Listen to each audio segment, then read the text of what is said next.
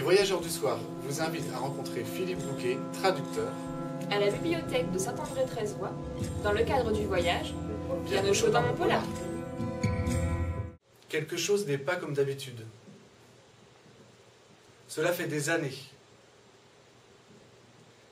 qu'il jette de temps en temps un coup d'œil à cette fenêtre. Or, tout d'un coup,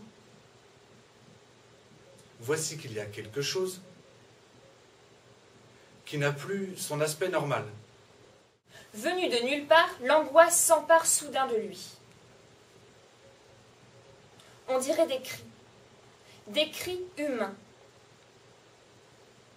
Les cris de quelqu'un qui tente, désespérément, de se faire entendre.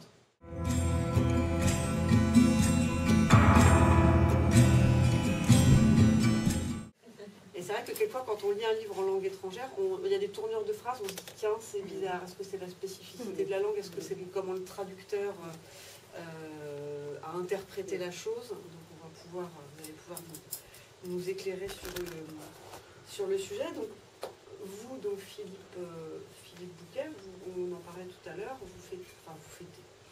On va dire que vous avez 40 ans d'enseignement et 30 ans. Oui, 35 ans de traduction. De traduction, parce que ça fait 75. Deux carrières, 75 ans de carrière.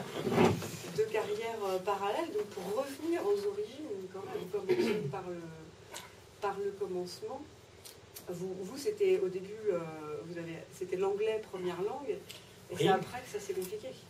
Pas compliqué, non. Ça a été une évolution fort bienvenue. En tout cas, ça a commencé jeune, puisque je suis tombé amoureux de la langue suédoise à 19 ans. Voilà, comme ça qu'il faut dire les choses. Et comme vous savez, les amours à 19 ans, c'est du sérieux, ça cogne. Et d'autant plus quand on est amoureux d'une langue, parce que c'est un tuyau que je donne aux gens un petit peu peureux, les langues, c'est pas comme les êtres humains, ça ne me déçoit pas. Dans une librairie, tout d'un coup, je vois Le Guerrier solitaire. Le Guerrier solitaire, Henning Mankell. Ça, c'est bizarre, parce que je connaissais bien la bibliographie de Mankell. Je dis, il n'a jamais écrit de Guerrier solitaire. Bon, alors je regarde la page de titre, etc. Ah oui, c'est Viljospor, ce qui veut dire fausse piste. Alors évidemment, je comprends que c'est un titre passe-partout et que c'était peut-être un peu nécessaire de changer. Bon, alors, oui, mais je me dis, attention, celui-là, c'est le 5e de la série. C'est le 5e de la série. Moi, j'ai traduit le premier, où sont 2, 3 et 4. Alors, je demande à la libraire, vous avez Les Chiens de Riga, La Lionne Blanche, L'Homme qui souriait, ça n'existe pas. Ça, alors, je prends mon téléphone et j'appelle le Seuil et je me fais passer pour un fanatique de Mankell. C'était pas vraiment une usurpation d'identité. Et je leur dis, ben voilà, je suis un grand lecteur de Mankell et je cherche Les Chiens de Riga, Les Lionnes Blanches, L'Homme qui souriait, puisque j'ai vu le Guerrier solitaire, mais je voudrais les autres qui sont parus avant.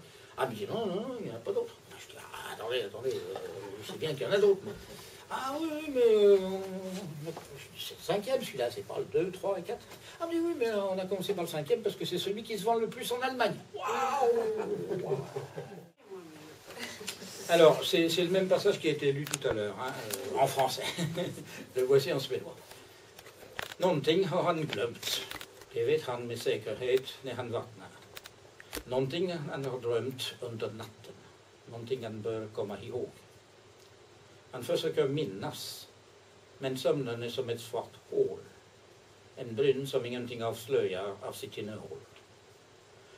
Ändå har jag inte drömt om sjöarna, tänker han. Då skulle jag ha varit svettig, som om jag hade värt ut en feber under natten. Men här natten har sjöarna lämnat mig i fred.